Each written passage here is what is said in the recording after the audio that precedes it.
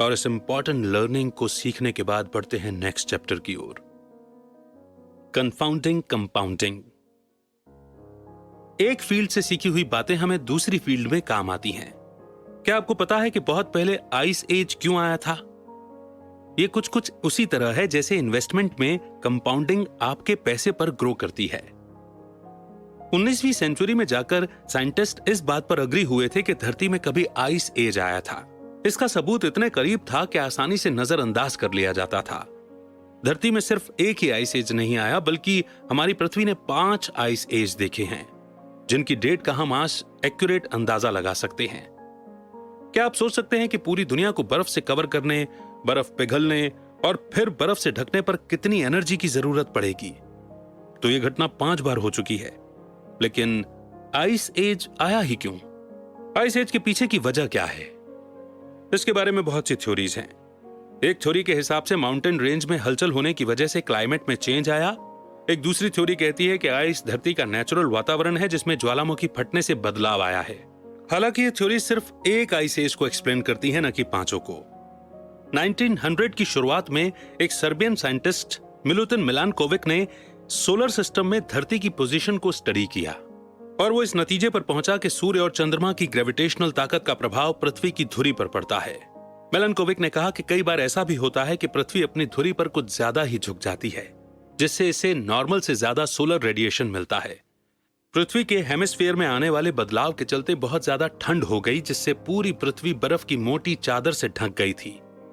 Vladimir कोपिन, जो कि एक रशियन मीटेरोलॉजिस्ट हैं, उन्होंने इस थ्योरी में एक कंडीशन जोड़ी है। उन्होंने कहा कि एबनॉर्मल टिल्ट की वजह से धरती पर गर्मियों के मौसम में भी ठंड बढ़ गई थी। ये उस तरह की गर्मी थी जिसमें इतनी गर्मी नहीं होती कि पूरी बर्फ को पिघला सके। गर्मियों के बाद भी धरती के कुछ हिस्से बर्फ से ढके रहे, जिससे बर्फ को आने वाली सर्दियों में भी टिके रहने में आसानी हुई। साल दर साल इसी तरह बर्फ के ऊपर बर्फ की परतें जमा होती रहीं, जब तक कि पूरी पृथ्वी बर्फ से ढक नहीं गई और इस तरह आइस एज आया। समझा आपने? कंपाउंडिंग का कॉन्सेप्ट भी कुछ ऐसा ही है। मान लो आपने अपनी एनुअल सैलरी का 10% इंडेक्स फंड में जमा करना शुरू किया और आपकी एनुअल इंटरेस्ट रेट 10% है, तो अगले साल आपके पास आपकी सैलरी का 10% इंटरेस्ट रेट के साथ होगा। फिर आप 2022 तक अपनी सैलरी का 10% जमा करते गए। हर साल आप 10% जोड़ रहे हैं और हर साल आपका 10% इंटरेस्ट रेट भी ग्रो कर रहा है। अगर आप इस पैसे को अगले 10 साल तक नहीं निकालते हैं तो आप मिलियनेयर बन जाएंगे। आइस एज भी धीरे धीरे बर्फ के जमा होने से आया। कंपाउंडिंग ऑफ इंटरेस्ट का मतलब भी यही है, धीरे धीरे पैसा जमा होना। क्या आपको पता है कि वॉरेन बुफे सिर्फ 10 साल की उम्र से ही इन्वेस्ट करते आ रहे थे? उन्होंने कभी भी अपने इंटरेस्ट का पैसा नहीं निकाला।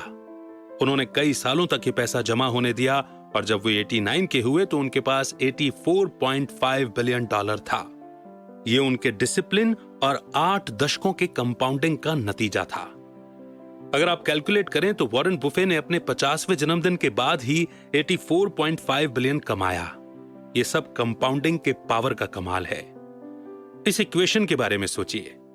8 + 8 + 8 + 8 + 8 + 8 + 8 + 8 + 8 = 72।